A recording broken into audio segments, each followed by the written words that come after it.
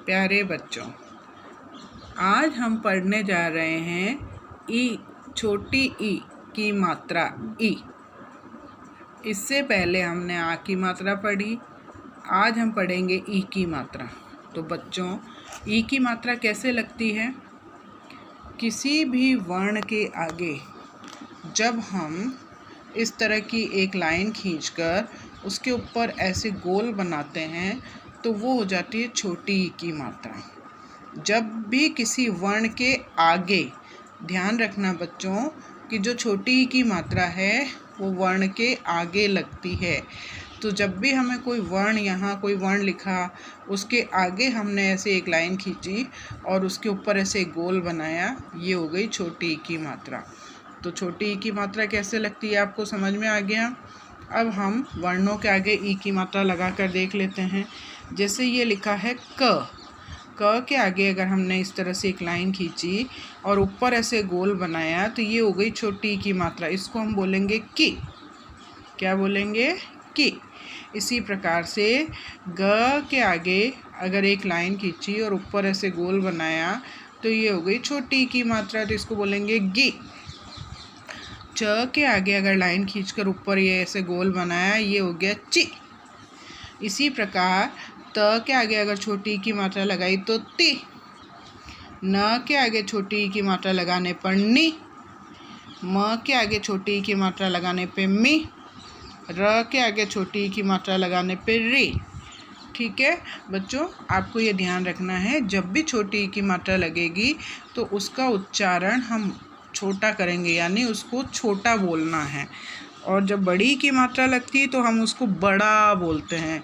जैसे अगर हमने बोला की, यानी छोटी की मात्रा, और अगर बोला की तो ये बड़ी की मात्रा। इसी तरह से गी तो ये छोटी की मात्रा, गी बड़ी की मात्रा।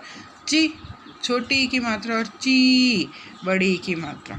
पहला बात, उसको बोलते समय हमें सही तरीके से उच्चारित करना है। दूसरी बात कि जब हम छोटी की मात्रा लगाते हैं तो एक डंडे से दूसरे डंडे के बीच में आनी चाहिए, बिल्कुल बराबर।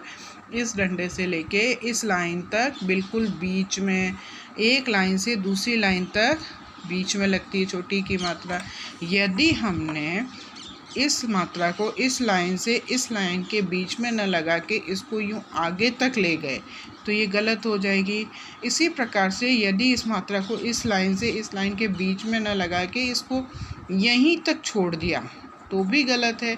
हमेशा ध्यान रखें कि छोटी की मात्रा पहले डंडे से अंतिम डंडे के बीच में लगेगी।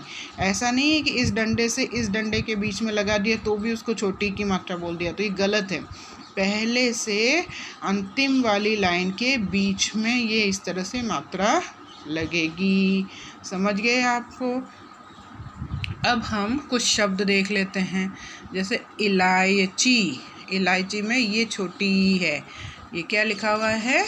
ई छोटी, जो रेड कलर में है।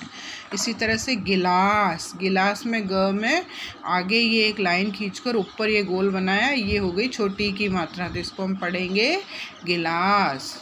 इसी तरह से किताब, क के आगे एक लाइन खींच के ऊपर ऐसे गोल बना दिया, ये हो गई किताब। ठीक है, तो पढ़िए इनको।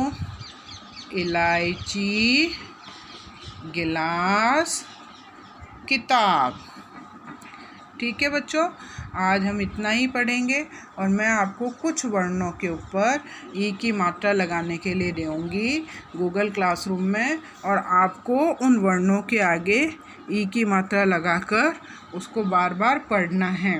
और ई की मात्रा किस प्रकार से सही तरीके से लगती है वो ध्यानपूर्वक देखना है और एक कॉपी में अच्छी तरह से ई की मात्रा लगानी है। कल हम ई की मात्रा के कुछ शब्द पढ़ेंगे। ठीक है बच्चों।